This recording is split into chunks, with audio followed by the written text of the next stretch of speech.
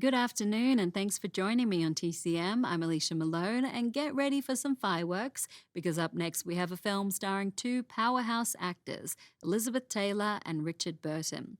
And they both give no holds barred performances, playing a middle aged couple who are constantly one upping each other with bitterness and vitriol.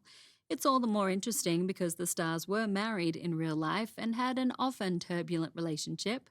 From 1966, based on the play by Edward Albee, it's Who's Afraid of Virginia Woolf? This Oscar-winning drama marked the feature film directorial debut of Mike Nichols, who at that point was known for comedy. He had been one half of an acclaimed improv team with Elaine May, and he had also directed several comedy plays written by Neil Simon. Because of that, Nichols was considered an unusual choice for this heavy drama, but his experience with improv and his skill with comedic timing served him well here, and he was able to use his stage work to get into sync with his actors by having a full 3 weeks of rehearsal before a foot of film was shot.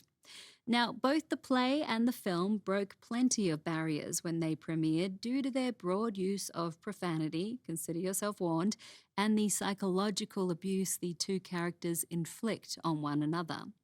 Burton plays an associate college professor living near campus with his wife, who is the daughter of the college president. The two decide to invite a young couple over one night after a faculty party, and the entire story unfolds over the course of one long, alcohol-filled evening. Playing the younger couple in the film are George Segal and Sandy Dennis, both quite early in their careers. Here's the film, a winner of 5 Oscars, including for Elizabeth Taylor and Sandy Dennis, Who's Afraid of Virginia Woolf?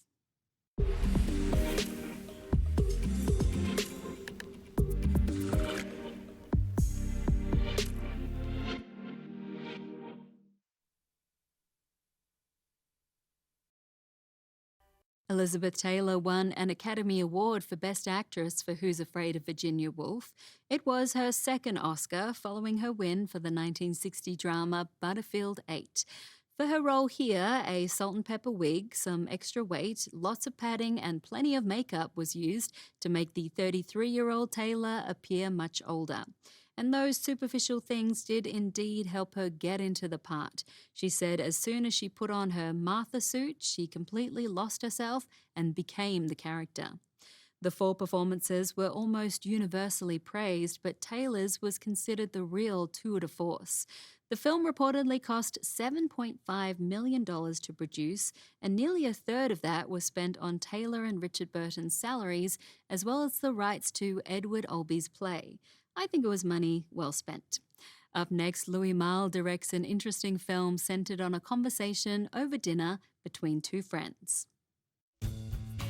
Next on TCM, My Dinner with Andre. Then, Backstreet. And later, Hold Back the Dawn. Charles Boyer gets his way on TCM tonight.